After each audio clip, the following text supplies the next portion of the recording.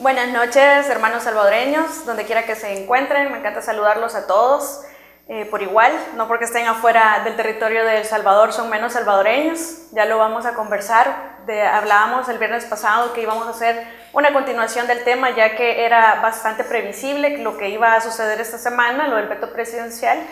Y aquí estamos, viernes 24 de enero, para conversar un poco sobre los temas de coyuntura en esta ocasión. Bueno, no me dejaron nuevamente hacerles la conversación sobre las funciones de la Fiscalía General de la República, pero lo vamos a dejar para otra ocasión. Hoy vamos a hablar de tres temas que me parecen muy importantes. Vamos a finalizar el tema del voto en el exterior, vamos a hablar un poco también de la crisis histórica del agua y la crisis de las algas sucedida recientemente, y también de la solicitud que ha hecho el Fiscal General de la República a la Asamblea Legislativa para prorrogar los plazos de las destrucciones de las escuchas según la Ley de Intervenciones Telefónicas.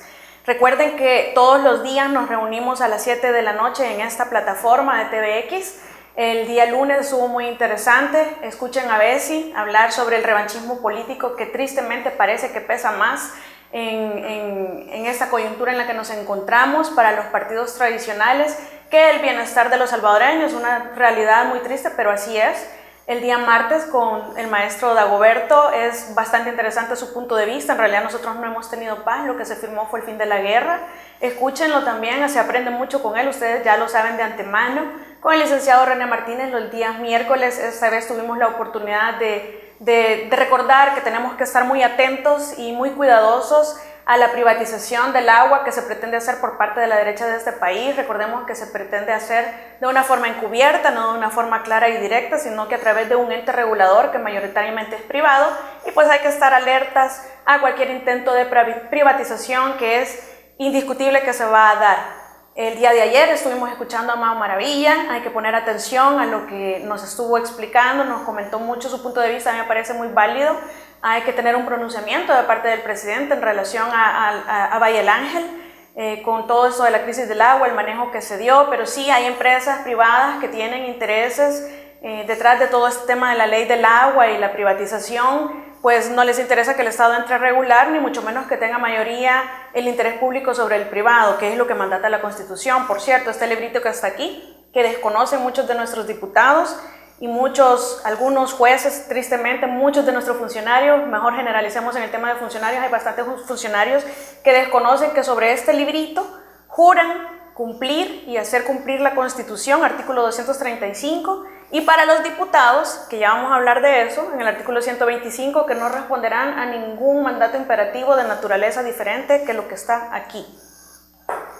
Bueno, hablado esto, vamos a abordar el primer tema que sí quedó superado ya, lo del agua, superada la crisis de las algas, muy mala gestión de parte del encargado de ANDA, de la ministra, que nos mandaron a beber agua hervida o a beber agua porque nos iban a poner flacos. En realidad fue bastante desafortunadas las declaraciones que se dieron, muy mal manejo. Sí me parece que Frederick tiene capacidad técnica, que está preparado, tiene experiencia, viene de la administración anterior, sabe lo que está haciendo. Sin embargo, ya quedará la valoración del señor presidente si esto amerita o no amerita que continúe o no continúe en el cargo. En realidad hizo ver muy mal a la administración en el manejo de esta crisis, pero hay que llamarla y también la ministra al decir que era hervido, que hirviera en el agua y que era potable, pero muy bien de parte del presidente reconocer que esto es un error, que es una cultura que se tiene en el país de manejo de crisis, tratando de cubrir o tapar el sol con un dedo, tratando de engañar a la población como siempre, que las cosas están mal, pero queriendo hacer ver que están bien. Eso ya tiene que cesar. Esta es una demostración, puede ser un aviso, una llamada, para que una más y de verdad quede descalificadas las personas que cometan este tipo de errores tan graves, porque en realidad hay que darle la gravedad al asunto que es.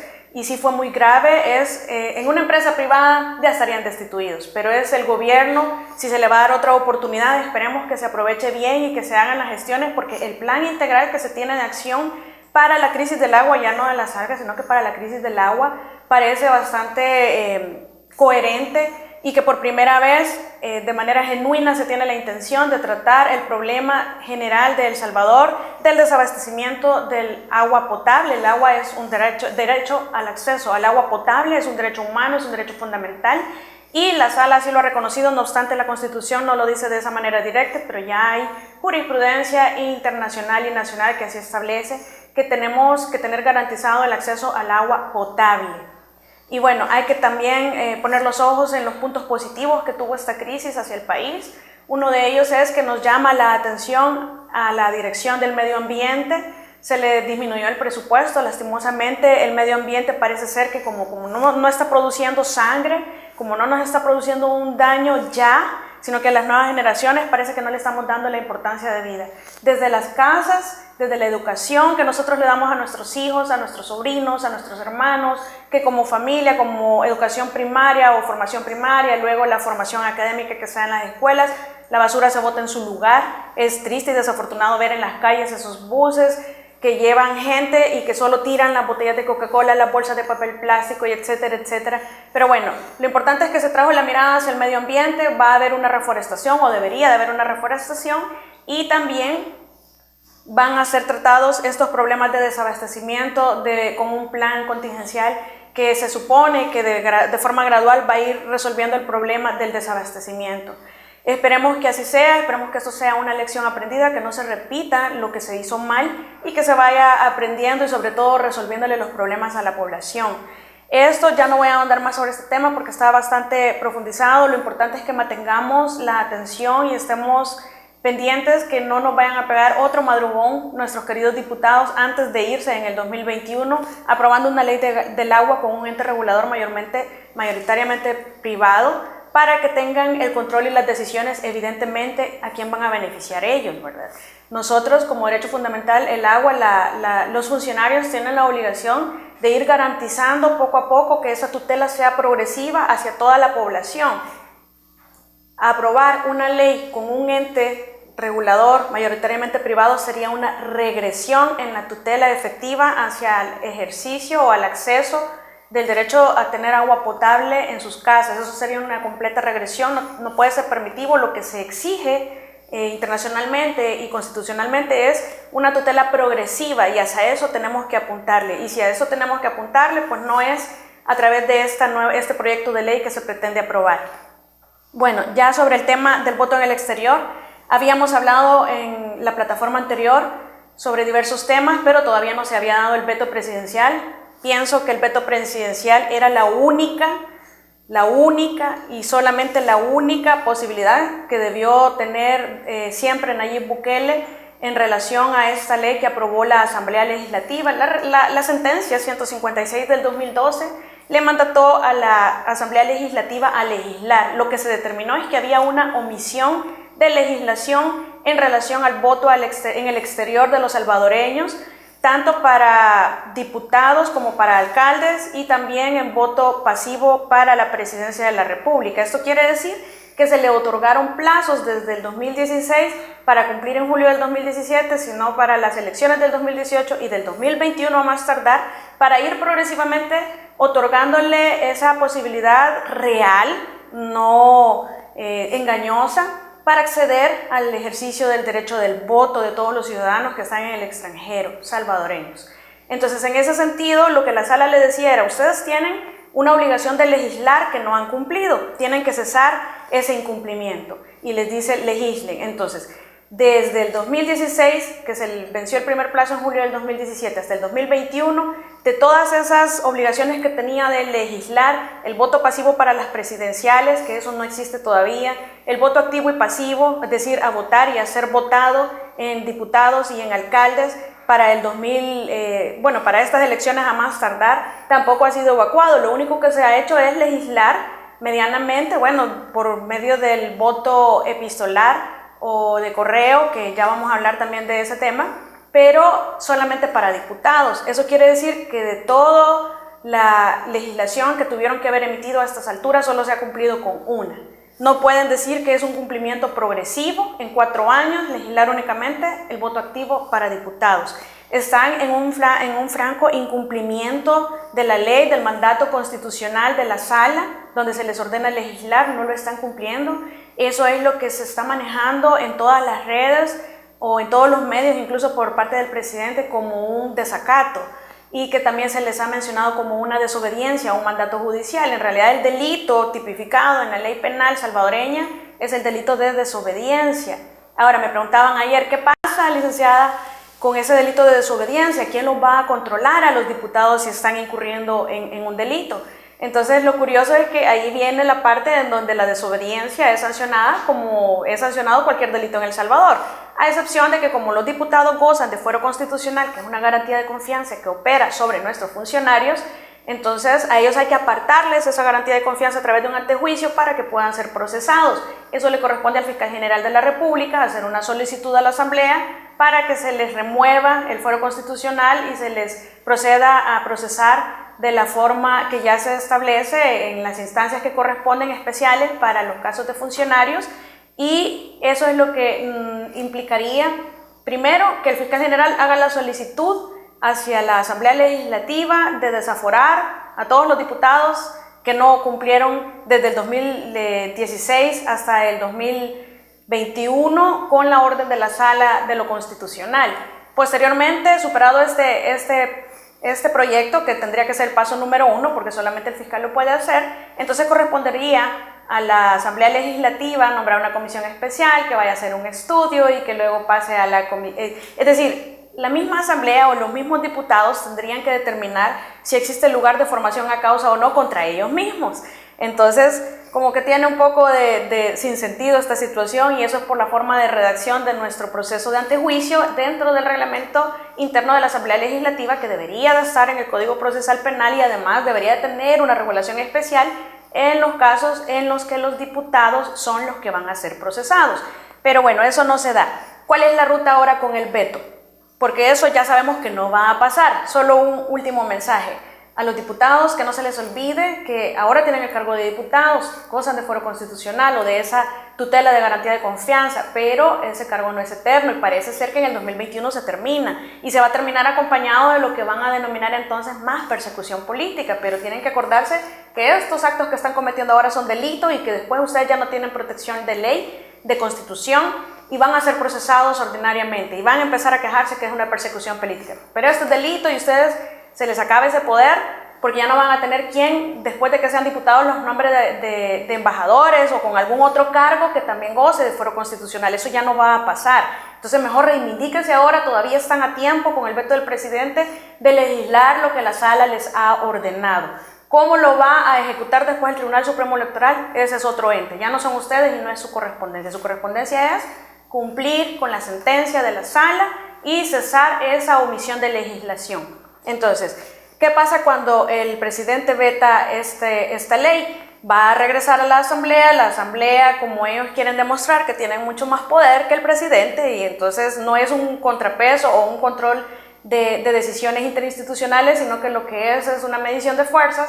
Lo que van a hacer es superar el veto y celebrar: superamos el veto otra vez. Y eso se va a ir después que el presidente no acceda y se pronuncie ante la sala, y entonces la sala va a entrar a dirimir. Tiene en teoría 15 días para dirimirlo, pero ya sabemos que no tarda 15 días, aunque debería darle la prioridad. No va a ser así, me atrevería a afirmarlo, ojalá y no lo fuera, pero no es la sala de lo constitucional saliente. Incluso esta sala tiene, en mi opinión, esa resolución, me parece que fue la inconstitucionalidad 35 del 2018, en donde sobreseen a la Asamblea por exigir el empadronamiento como un requisito para el ciudadano salvadoreño que reside en el extranjero previo a ejercer el derecho del voto. En ese sentido, es un trato desigual, es demasiado evidente, no necesitamos ni siquiera interpretar. Si nosotros, salvadoreños que residimos en El Salvador, con sacar nuestro DUI estamos empadronados, es más, los requisitos son ser salvadoreño, ser mayor de 18 años, estar empadronado, que es automático a sacar el DUI, y no tener ninguna limitante de ley o ninguna sanción, digamos, de estar con auto de prisión formal, no estamos condenados, no estamos presos, etcétera, etcétera. Entonces tenemos derecho a ejercer el voto, porque a ellos se les está exigiendo que hagan, aparte de sacar su DUI, que ya eso es una odisea en sí, que se les exija también empadronarse como un acto independiente para poder acceder al voto. Eso en realidad vuelve nugatorio toda esta situación del voto en el exterior. Es un engaño, es una farsa, es un engaño incluso a la misma Constitución, porque lo que se pretende es decir: estamos cumpliendo este pedacito, entonces no estamos en incumplimiento. No, ese es un engaño, es una farsa a la Constitución, y establecer que el empadronamiento es un requisito necesario es un trato desigual hacia los hermanos salvadoreños que residen en el extranjero. Eso no debería de estar contemplado ni haber sido admitido de esa manera de parte de la sala actual, porque hay que decirlo, fue la actual que en enero del año pasado, me parece que fue, que sobreseyó a la Asamblea Legislativa en relación a este tema de trato desigual denunciado por el ISD, me parece que fue también. Y sí hay un trato desigual, está claro, es evidente, y por razones que desconocemos, la sala decidió decir que no hay un trato desigual, pero bueno, ese es otro tema.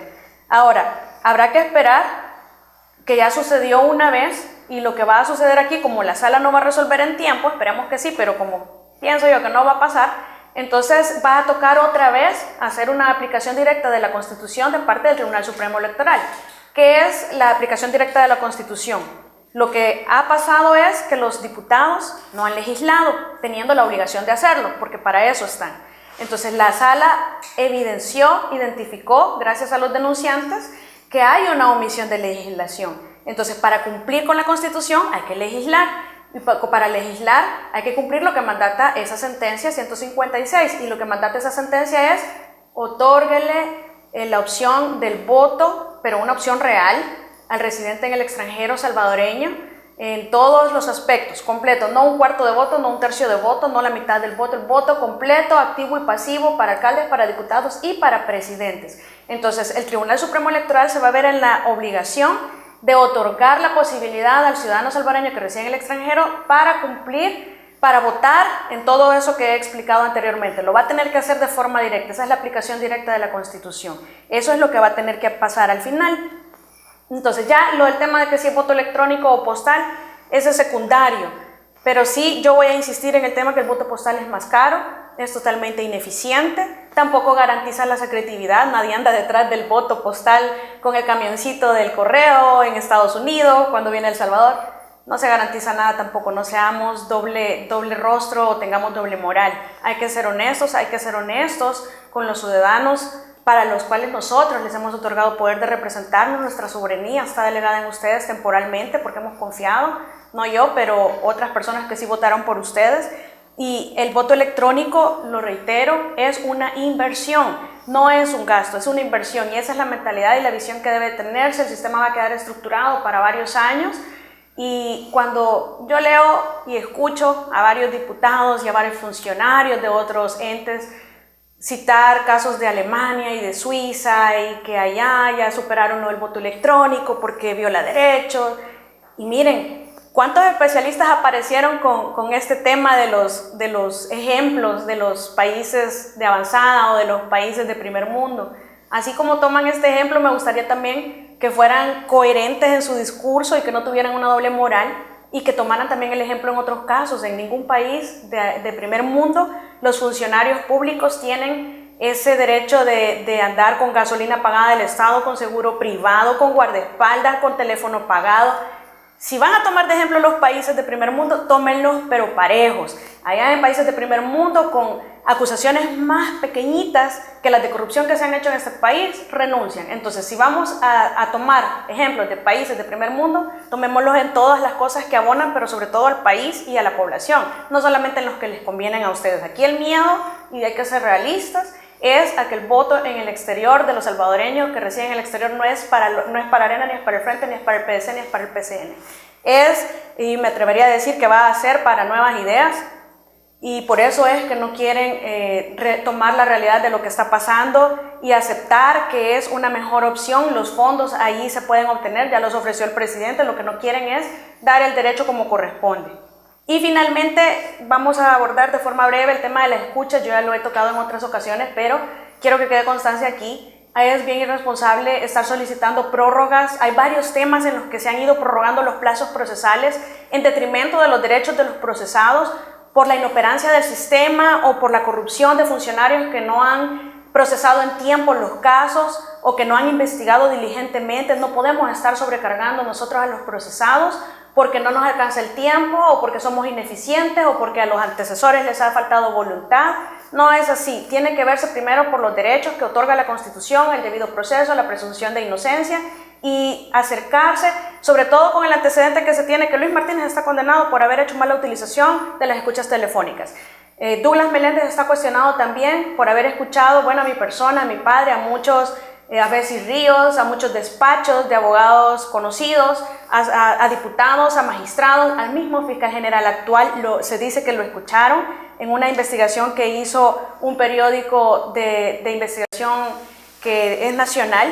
Y entonces, si se tienen esa duda sobre el mal manejo que ha tenido el centro de escuchas, no les podemos otorgar más derechos. Recordemos que el derecho a la intimidad y a la privacidad es un derecho fundamental reconocido en la Constitución, solo puede ser limitada por ley, y nuestra ley ya establece cómo, cuándo, por qué y a quién, y que vamos a fundamentar, y que esas escuchas no van a ser permanentes. Yo no puedo decir 6 meses no me alcanzan, quiero mantener esas escuchas por 2 años, y no vamos a tener permanente esa situación de violación a un derecho fundamental solo porque a mí no me alcanza el tiempo, porque a veces no tengo los medios. Es decir, no podemos recargarle la inoperancia del sistema a las personas, ciudadanos, ni mucho menos a los procesados.